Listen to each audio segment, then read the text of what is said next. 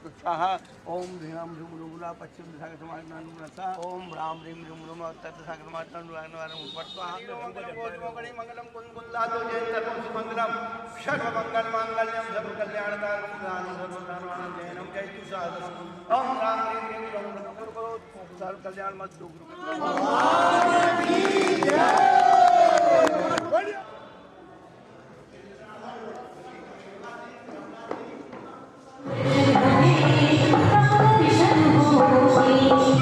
और उनके जो पुत्र हैं उनसे भी निवेदन उसका सम्मान करेंगे। बार बार मंच पर निरीक्षण है। क्या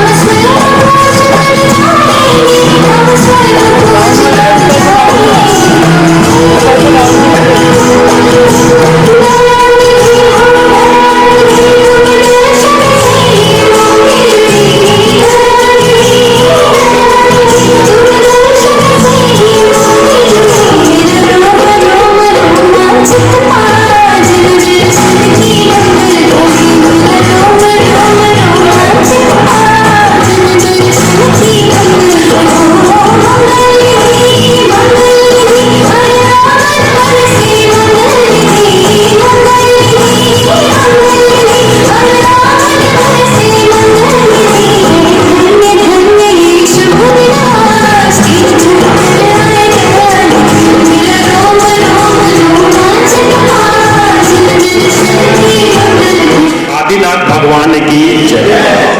यहाँ के मूल नायक श्री शीतलनाथ भगवान की जय। वर्तमान शासन नायक श्री महावीर भगवान की जय। चारिक चक्रवर्ती आचार्य श्री शांति सागर जी महाराज की जय। गुरुवर श्री अमित सागर जी महाराज की जय। समस्त संघ की जय। बंधुओं, आज यहाँ पर हम लोग पिछी परिवर्तन के कार्यक्रम के लिए और कलश वितरण के कार्यक्रम के लिए एकत्रित हुए हैं। निश्चित रूप से गुरुदेव का वर्षा योग यहाँ पर चल रहा था। आप सबने उसका भरपूर लाभ उठाया होगा और जो लोग लाभ उठाने से कुछ कम लाभ उठा पाए हों, उनसे निवेदन है कि वो आगे पुनः प्रयास करें और लाभ उठाएं। देखिए, पिछी परिवर्तन, पिछी क्या है? पिछी जो उपकरण है वो संयम का उपकरण है। तो आज पिछी परिवर्तन के कार्यक्रम में गुरुदेव को पिछी भेंट की जाएगी, कोई श्रावक भेंट करेगा। लेकिन जिस श्रावक को वो पुरानी पिछी मिलेगी, जिसने 1 वर्ष तक लगभग गुरु जी के संयम में सहयोग किया है, तो कितना उसका भाग्य प्रबल होगा जिस किसी श्रावक को पिछी मिलेगी। और कलश, इन कलशों में बराबर पूरे चतुर्मास आज तक इसमें जो है लाखों करोड़ों मंत्रों से इसमें जाप हुई है। तो जिन लोगों को ये मिलेंगे कलश, वो ही सौभाग्यशाली होंगे।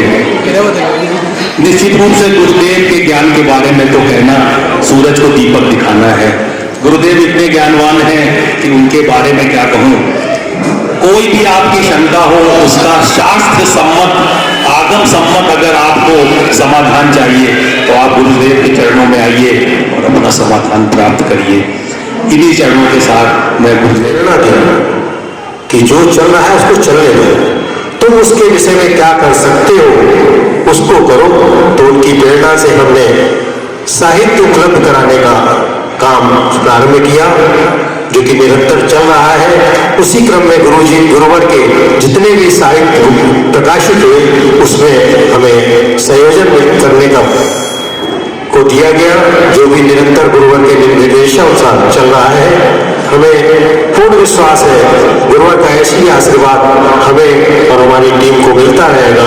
इसी विनयान्जलि के साथ गुरुवर के चरणों में त्रिवार नमस्ते। जीवन में सागर का नाम सबने सुना है, नदी होती है, सागर सबसे बड़ा होता है। लेकिन मैंने अपने जीवन में सागर से भी बड़ा कुछ पाया है, जिसकी कोई सीमा नहीं है, असीम है। वो है अमित सागर, वो है मेरे गुरु, हम सभी के गुरु, हम सभी के पालक, जो आज हम सभी उनका आशीर्वाद लेने के लिए यहाँ पधारे हैं। गुरु के चरणों में एक छोटी सी आस लेके पधारे कि गुरु हमारी तरफ देखें और आशीर्वाद भर दे दें, मुस्कुरा दें कि हमारा काम हो जाएगा। इसी आस से हम आज गुरु के चरणों में हम सभी दूर दूर से, कोई कहीं से कोई कहीं से आज यहाँ तक आए हैं। गुरु जी ऐसे ही मिले, गुरु जी ऐसे मिले कि क्या बताएं आपको। पेड़ के नीचे शीतल छाया सबको मिली है, लेकिन वो शीतलता अंदर से किसी किसी को क्यों? हेलो, क्योंकि सभी को आगे के पत्थर जाने की आकुलता होती, तो उसका अनुभव कोई नहीं कर पाता। लेकिन गुरुजी के चरणों में वो शीतल छाया मिली है कि अब आगे कहीं नहीं जाना है, वो शीतलता अंदर से अनुभव हो गई है और इन्हीं चरणों में आगे शीतलता मिलती है, बार बार मिलती है।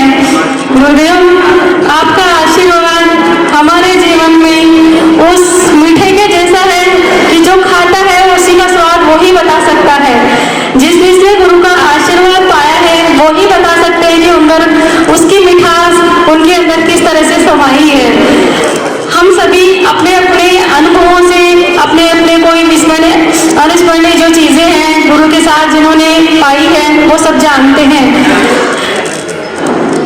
गुरुदेव से आशीर्वाद प्राप्त मुझे 10-11 वर्ष हुए हैं, लेकिन जीवन में इतना कुछ पाया है कि जीवन में ऐसा लगा कि गुरु का जीवन क्यों ही खो दिया, अनंत से खो दिया, अभी का ही नहीं अनंत से ऐसे ही खो दिया। जीना तो अब अब सीखा है। गुरुदेव आप ऐसे ही हाथ पकड़ के हमें अपने साथ ले चलना जब तक किसी ऊपर का साथ नहीं मिल जाए। नमोस्तु भगवान। गुरुदेव अमित सागर जी महाराज के चरणों में शत शत नमस्तु, शत शत नमस्तु। महाराज जी का हमारे परिवार के बहुत आशीर्वाद है। ऐसे लगता है कि महाराज जी हमारे परिवार के ही कोई पूर्वज रहे होंगे। महाराज जी ने हमको बहुत सहारा दिया है और बहुत कुछ हमारे लिए किया है। उनसे हमें बहुत मिला है। गुरु तो एक बांसुरी की तरह से होते हैं। गुरु का सानिध्य बहुत शक्ति प्रदान करता है। गुरु के दर्शन मात्र से ही सब कुछ जो हम चाहते हैं वो हमें मिल जाता है। मुझे तो बहुत कम मौका मिलता है महाराज जी के दर्शन करने का, लेकिन जब भी मिला तो बहुत उनका स्नेह सब मिला मुझे। इस पीसी परिवर्तन के कार्यक्रम में मुझे आने का सौभाग्य प्राप्त हुआ। अमित सागर महाराज से करीब मैं 30 साल से, विगत 30 सालों से जुड़ा हुआ हूँ। जहाँ भी महाराज जी का आहार विहार धार्मिक चतुर्मास होता है तो उनके दर्शनार्थ उनकी सहभागिता करने का प्रयास करता हूँ। मुनिवर तो बहुत हैं, पर ऐसे मुनिवर जो उंगलियों पे हुआ करते हैं उनको किसी भी तरह की साज सामान दिखावा इस चीज़ों से गुरु जी कोसों दूर हैं। और ऐसे मुनिवर को मैं जितने भी लोग आए हुए हैं इसमें वो सब गुरु के नतमस्तक करने के लिए आए हुए हैं। ऐसे गुरुवर को मैं सत प्रणाम करता हूँ। और आज जो भी मैं हूँ यहाँ पे आज की तारीख में भी जो भी मेरा है सब गुरुवर का दिया हुआ है और मैं गुरुवर को सत नमन करता हूँ। और गुरुवर से एक मेरी बहुत पहले से अर्जी लगी हुई है, मेरा समाधि मरण भी गुरु जी के सानिध्य में होना है। ये मैं बार बार अपनी एप्लीकेशन गुरु जी के सामने लगाता रहता हूँ। बोल का क्या समझ मैं एक चमत्कार बताना चाहता हूँ महाराज जी का। थोड़ा माइक सीधा कर लो। मैं सन 2008 से महाराज जी से पहली बार महाराज जी दुकान के सामने आए थे तो मैंने प्रणाम किया। तो महाराज जी से मैंने कहा कि महाराज जी चैन नहीं हूँ। तो महाराज जी ने कहा अब कभी मत कहना आज के बाद कि चैन नहीं हूँ। दूसरी बार जब महाराज जी आए तो मैंने बताया महाराज जी मैं यही रहता हूँ, ये किराए का मेरा मकान है। और तो महाराज जी ने मुझे देखा और मेरे उस मकान को देखा तीवर कर उसी साल मेरे मकान की रजिस्ट्री मेरे नाम हो गई। ये महाराज जी का बहुत बड़ा आशीर्वाद। और उस दिन के बाद मेरे परिवार में मेरे सारे बच्चे सब शाकाहारी हो गए, कोई भी प्याज तक नहीं खाता। महाराज जी को प्रणाम करते हैं। और हमारी महिलाओं में से श्रीमती टीना जी जैन और नरेश जी जैन भी बताए। सभी साधुजनों को मेरा बारंबार नमन। और बस गुरु थोड़ा ऊंचा पकड़ो बेटा।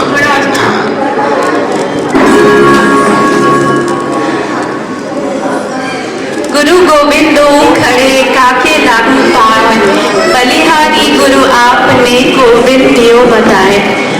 गुरु के द्वारा ही भगवान का रास्ता और भगवान के मार्ग पे हम चल सकते हैं। गुरु के वचनों को अपने हृदय में बसा करके आप सभी और मैं भी बिल्कुल हमेशा से चलती आ रही हूँ।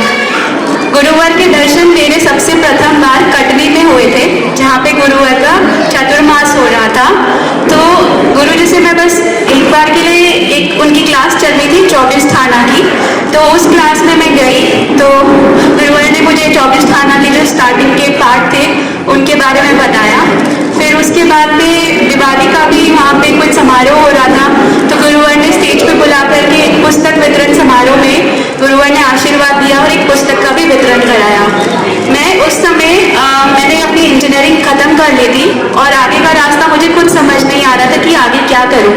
तो गुरुवर के सामने गए थे, मम्मी मेरे को लेकर के गई। मम्मी ने बोला महाराज जी को सब अपनी बात बताओ, क्या जो भी समस्या है अपने खुले दिल से बताओ। तो मैंने महाराज जी को बताया था कि मेरे को अभी महाराज जी आगे का रास्ता कुछ समझ नहीं आ रहा कि क्या करूं क्या नहीं करूं। और उस दिन की बात है, मतलब उस दिन जैसे ही मैं घर पहुंची तो उसी दिन ही एक MBA का एडमिशन का उसमें फॉर्म आया था। तो मुझे ऐसा लगा कि ये तो चमत्कार ही हुआ है कि आज ही मैंने गुरुवर के दर्शन किए और आज ही ये MBA का फॉर्म आया है। तो मैंने बोला आज तो तुरंत ही भर देना चाहिए इस फॉर्म को, क्योंकि ऐसा लग रहा है कि गुरुवर के माध्यम से ही ये फॉर्म का ही मुझे मौका मिला है भरने का। तो मैंने तुरंत इस फॉर्म को भरा और मेरा MBA में भी एडमिशन हो गया था। फिर मैंने SP जैन मुंबई से MBA किया 1 साल का। SP जैन मुंबई यहाँ मतलब इंडिया में अच्छी यूनिवर्सिटीज़ में है, टॉप 10 यूनिवर्सिटीज़ में है MBA के लिए। मैंने वहाँ से एग्जीक्यूटिव MBA किया गुरुवर के आशीर्वाद से। और फिर वहाँ से करने के बाद में सबसे पहले जो मेरी सैलरी आई तो मैंने सबसे पहले गुरुवर के ही सबसे पहले मुझे ऐसा लगा कि ये मेरा नहीं है, ये गुरुवर का ही दिया हुआ आशीर्वाद है। तो सबसे पहले मैंने गुरुवर को ही समर्पण किया। उसके बाद भी फिर आगे आगे जैसे चलती गई तो मुझे थोड़ा सा ऐसा लग रहा था कि ये सांसारिक डिग्रियां तो मतलब ऐसा लग रहा है कि बहुत सारी हो गई हैं, इनसे मन ही नहीं भर रहा है। तो गुरुवर के आशीर्वाद से मैंने सोचा कि अपने ही धर्म के रास्ते पे चलने का कुछ ऐसा करूं जिससे कि मेरी जो कंप्यूटर इंजीनियरिंग का बैकग्राउंड है और आगे जो अपना धर्म का क्षेत्र है जैनोलॉजी, उसमें भी मैं कुछ कर सकूं। तो गुरुवर से मैंने पूछा कि कौन सा ऐसा विषय मुझे चुनना चाहिए। गुरुवर ने बोला कि जैन कर्म सिद्धांत के ऊपर में एक तुम अपना विषय चुनो PhD के लिए। तो फिर मैंने PhD के लिए भी अप्लाई किया। गुरुवर के आशीर्वाद से PhD के लिए भी मुझे 2 यूनिवर्सिटीज़ में एडमिशन मिल गया था, एक जैन विश्व भारती लाडनू और दूसरा मंगलायतन यूनिवर्सिटी। तो दोनों यूनिवर्सिटीज़ में मतलब ऐसे लग रहा था जैसे कि गुरुवर के पास जब भी आती हूँ ऐसा लगता भाग्य खुल ही जाते हैं, कभी भी खाली हाथ नहीं जाना होता। मतलब जैसे ही आती हूँ ऐसा लगता है जीवन को एक नई दशा मिल गई है और कुछ ना कुछ और आगे करते ही जाती हूँ जीवन में। तो फिर वहाँ पर मैं दोनों जगह भी एडमिशन ले लिया था। फिर आगे गुरुवर से पूछा कि कहाँ पर मैं आगे बढ़ना चाहिए, और तो मंगलायतन यूनिवर्सिटी में मैंने फिर अपना PhD किया और PhD करके भी गुरुवर को अपना थीसिस वगैरह सब दिखाया भी। और थीसिस दिखाने के बाद में जैसे ही मंगलायतन यूनिवर्सिटी यहाँ से मतलब जब भी आती थी तो गुरुवर के दर्शन करने के लिए ज़रूर आती थी यहाँ पे, क्योंकि मुझे ऐसा लगता था कि जब तक गुरुवर से ना मिलूँ तो फिर मुझे आगे बढ़ने की प्रेरणा ही नहीं मिलती थी। तो फिर गुरुवर को मैंने अपना थीसिस वगैरह दिखाया और इस साल मेरा मतलब एक्चुअल में जैसे जो डिग्री मिलती है वो इसी साल मेरी मिल गई थी। तो मैं ये कहना चाहूँगी कि जब भी आप आए गुरुवर के सामने और गुरुवर को अपने मन से ध्याएं, हृदय से ध्याएं, आपके सारे कार्य पूरे हो जाएंगे। कोई भी आपको जो बाधा आएगी बस आप गुरुवर का नाम लीजिए, ऐसे लगता है कि सारे कार्य आपके अपने आप ही स्वतः ही होते जाएंगे। गुरुवर को मेरा बारंबार बोले श्री शीतलनाथ जी भगवान की जय। प्रज्ञा समण मुनि श्री अमित सागर जी महाराज की जय, मुनि संघ की जय। श्यामजी बंधुओं, मेरी भी कोई इच्छा हो रही थी कि मैं भी अपनी बात रखूं। इतनी अच्छे मेरे पास शब्द नहीं है जैसे वैद्य जी के पास थे। मैं तो सीधी सीधी अपनी बात कहूँगा। सन 2010 में मेरे पास एक खबर आई कि भाई एक साधु हैं, उनकी यहाँ तकलीफ हो रही है। डॉक्टर रमाशंकर यहाँ वरिष्ठ जो सर्जन आपके हैं वो मेरे मित्र थे, मैं उनके लेके आया। तो मेरा उस दिन प्रथम बार अमित सागर जी महाराज से सामना या उनके दर्शन। मैं उससे पहले जानता भी नहीं था कि अमित सागर जी महाराज कौन से हैं। महाराज श्री पेड़ के नीचे जनवरी के महीने में और उस दिन ऐसी ठिठुरती ठंड थी, बड़े निश्चल होकर बैठे हुए थे, 2-4 भक्तों से बात कर रहे थे। तो मैं तो साधारणतः जैन साधुओं के पास जाता रहता हूँ, लेकिन वो डॉक्टर रमाशंकर सिंह एकदम से भीतर ही भीतर शहर गए। मालूम पड़ी कि बर्फ की कोई लहर दौड़ गई और वहीं से मुझसे बोले, यार हम लोग छीछे कपड़े पहने हुए हैं और तो भी जो है स्थिर नहीं है, और ये कैसे अपनी तपस्या के बल पे इतने निश्चिंत होकर बैठे हुए। खैर जो साधु थे उनकी आंख देखी, उसके बाद में वो वहाँ बैठ गए और उन्होंने 2-4 बातें जानकारी कुछ उनकी जिज्ञासाएं थी, माला श्री के आगे रखी।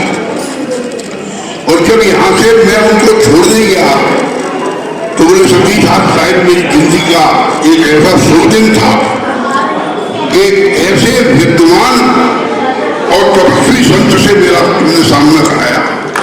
और तब से वो अब तक निरंतर महाराज श्री के दर्शन करने के लिए आते रहते हैं, यदा कदा जब भी उनको समय मिलता।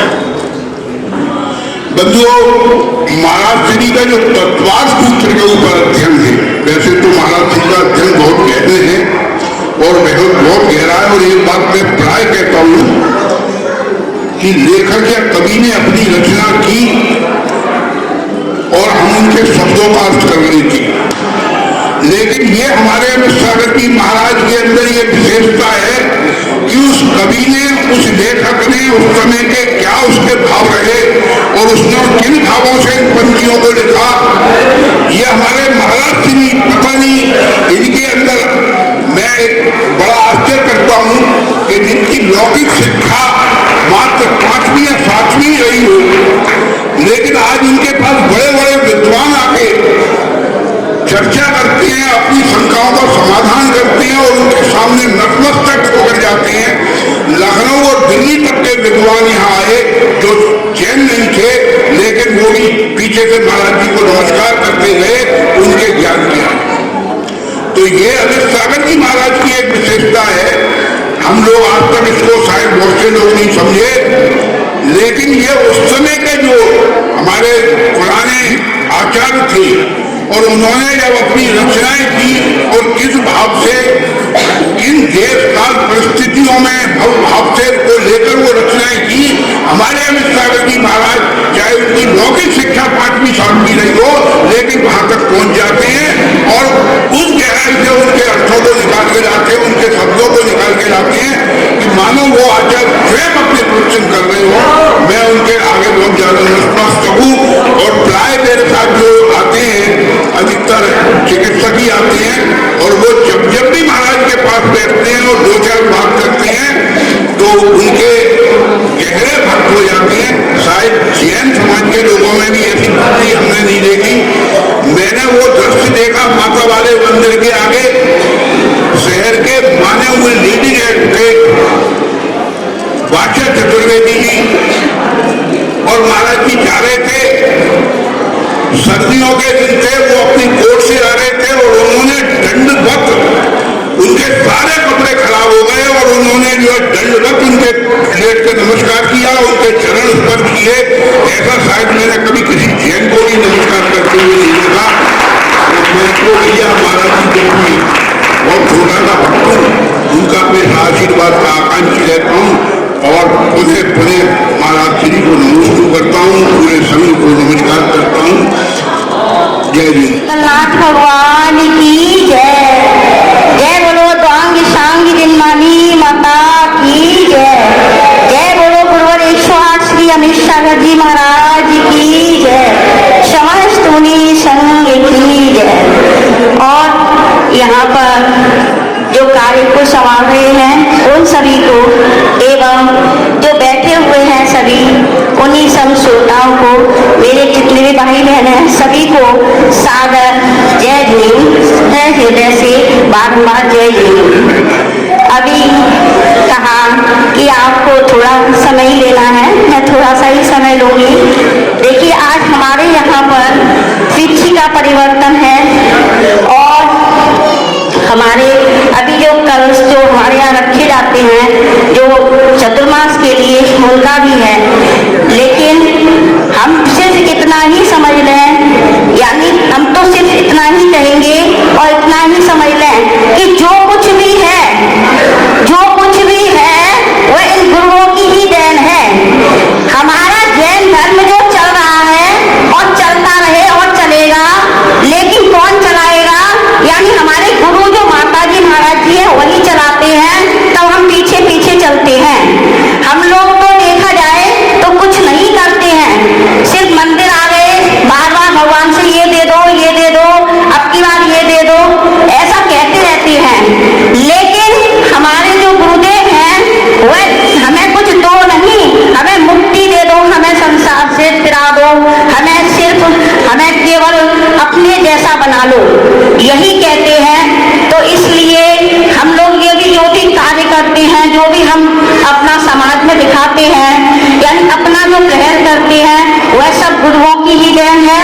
और हमें गुरुओं के साथ साथ ही चलना चाहिए। और गुरुओं जैसा गुरु कहते हैं उनको हमें जैसे सम्यक दर्शन है, ज्ञान है, चारित है, यानी हम सम्यक दृष्टि हैं। अगर वास्तव में हम लोग सम्यक दृष्टि हैं तो जैसा हमारे गुरु कहते हैं हमें वैसा ही करना चाहिए और हमें वैसा ही चलना चाहिए। इसमें कोई विरोधाभास नहीं होना चाहिए। तो वास्तव में हम जैन हैं, वास्तव में हम भक्त हैं और वास्तव में ही हम गुरु को मानते हैं। अन्यथा अगर हम उनसे अनर जाते हैं तो हमें विश्वास ही नहीं, तो काहे का गुरु, ये काहे का भगवान, काहे का जैन धर्म। जब वास्तविकता में हमें दर्शन है, सम्यक दृष्टि जीव हम कहलाने लायक बन जाए, बार बार यही सोचते हैं, तो हम तो सिर्फ यही कहेंगे कि हमें गुरु के साथ चलना चाहिए। जैसा गुरु कहते हैं उनके मार्ग में बाधक ना बने किसी भी तरीके से, और किसी भी तरह से बाधा ना पहुंचाए, और हम उनका सहयोग करते रहें, जिससे हमारा जैन धर्म चलता रहे, आगे बढ़ता रहे। वास्तव में ये मान लो सभी लोग, बार बार मैं तो यही मनन करती हूँ, गुरु है उनके द्वारा ही जैन धर्म चल रहा है। अन्यथा हम लोग कुछ नहीं करते हैं, कुछ नहीं करते हैं, कुछ नहीं करते हैं। तो इन गुरुओं को मानिए, इनके अनुसार ही चलिए। इन्हीं शब्दों के साथ मैं विराम देती हूँ, ज्यादा समय नहीं लूंगी, बोलने का तो बहुत मन है लेकिन और लोग बोलेंगे, इसलिए सागर जय हिंद। 3 कम 9 करोड़ राज की जय। परम पूज्य वीर सिंह विवेकी परम तपस्वी चारित्र्य धनी अभिषेक ज्ञानोपयोगी मुनि श्री अमित सागर जी महाराज की, समस्त मुनि संघ की जय। मुनि श्री अमित शायनम कोटि कोटि बंदनम सप्त सुमन समर्पणम चढ़े सुअहिणंदनम चौथ काल समचरिया भावलिंगी संतो अम्बाड़ सुशीलम पावय आशीषम कोटि कोटि बंदनम कोटि कोटि बंदनम कोटि कोटि बंदनम साधु नाम दर्शनम पुण्यम तीर्थभूता हि साधुआ काले नाम फलतीर्था सत्य साधु समागम। धर्म प्रेमी बंधुओं, आज बड़े ही सौभाग्य का विषय है कि आज पिछी परिवर्तन का कार्यक्रम फिरोजाबाद नगरी में परम पूज्य अमित सागर जी महाराज का चल रहा है। पिछी क्यों बदली जाती है? क्योंकि पिछी संयम का उपकरण है और ये किसी जीव की विराधना न हो जाए, केवल इसीलिए ये पीछी का परिवर्तन होता है कि और हमारे जो 28 गुणधारी मुनि शरीर होते हैं वो कभी ये नहीं सोचते हैं कि हमेशा उनको पीछी की जरूरत पड़ती रहती है। साथ ही आज मुझे बड़ी खुशी है कि नशिया जी के अंदर मुनि श्री जी ने ऐसा काम किया है जो कि शायद आसपास क्षेत्र में भी नहीं हुआ है। तो यहाँ लाइब्रेरी बनाई है, इतनी बड़ी लाइब्रेरी बना के तैयार की है जहाँ अनेक लोग आके अध्ययन कर सकते हैं। वास्तव में पैसा तो सभी जगह से आ जाता, पैसा से खूब कमाते हैं, परंतु ज्ञान का अर्जन करना ये बड़ी दुर्लभ की बात हुआ करती है। हमें भी जरूरत पड़ेगी और आज भी पड़ी हुई है, तो हम यहाँ पर लाइब्रेरी से किताबें देख सकते हैं। बिना उसके कुछ नहीं हो सकता। ये जिनवाणी का सम्मान करना है, जैन धर्म को ऊंचा उठाना है, तो ऐसे कार्यक्रम जो आचार्य श्री मुनि श्री जी कर रहे हैं, तो ऐसे कार्यक्रम में हम सबको सहयोग देना चाहिए। यहाँ नशिया जी एक बनी हुई है, इतनी बड़ी विशाल जगह में धर्म की प्रभावना होती है और देश देश के लोग आते हैं कि नशिया जी फिरोजाबाद की में इतना बड़ा कार्यक्रम और ऐसी बड़ी नशिया जी, ऐसा चनामीलाल जैन का मंदिर, तो उसको देखने आते हैं। ये यहाँ ऐसे कार्यक्रम और बढ़ाए जाए, धर्म के मामले में और आगे बढ़े, कि धर्म जितना क्षीण होता जा रहा है, कम होता जा रहा है, ये हम लोगों की कमियां चल रही है।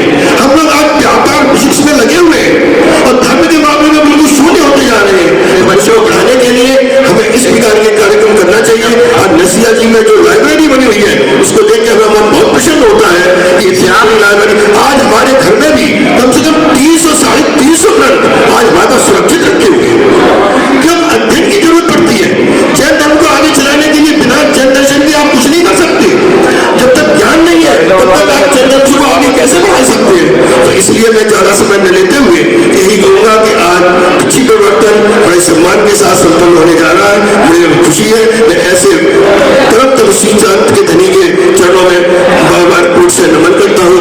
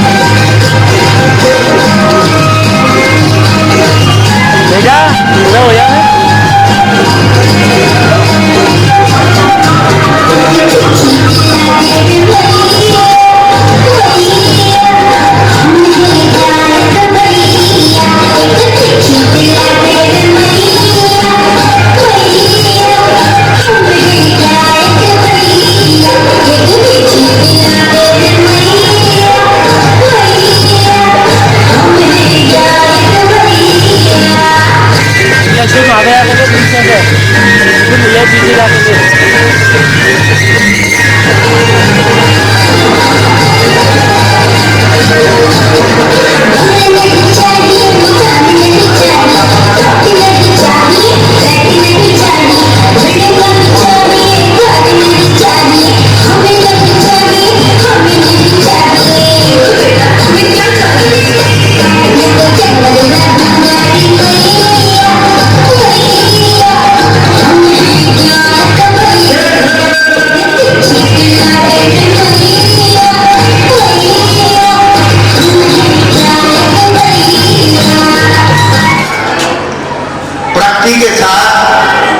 वहां के रक्षक देवी देवता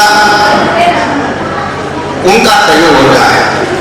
उसके साथ झाड़ू लगाने वाले से लेकर के और झंडा फहराने वाले तक का सहयोग होता है। उसके बाद ये सब मंच उद्घाटन, दीप प्रज्वलन, चिंतामण, फलाना ढुका ढुका खड़ा दही, वो सब ऊपर होता है, वो बाद में होता है।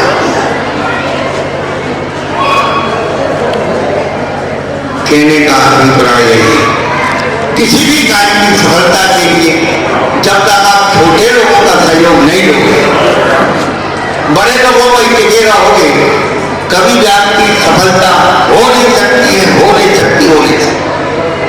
आपने देखा होगा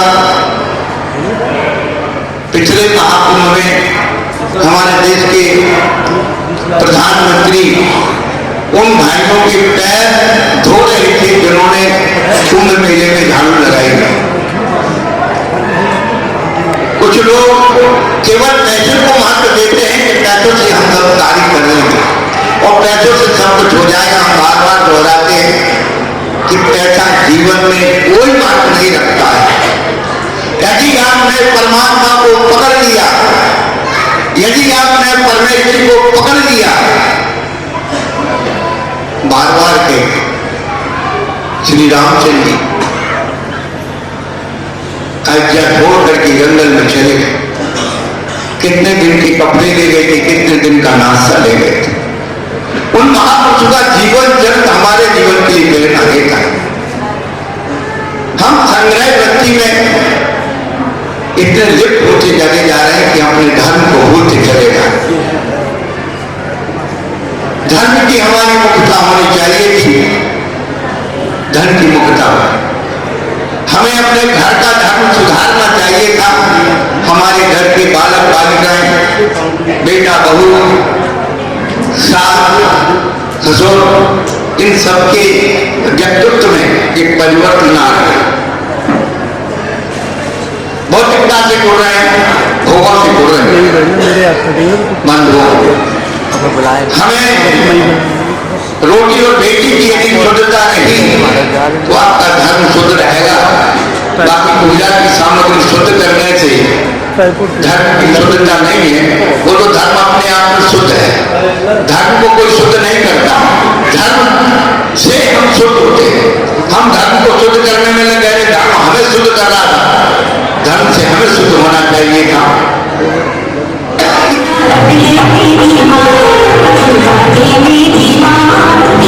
देवी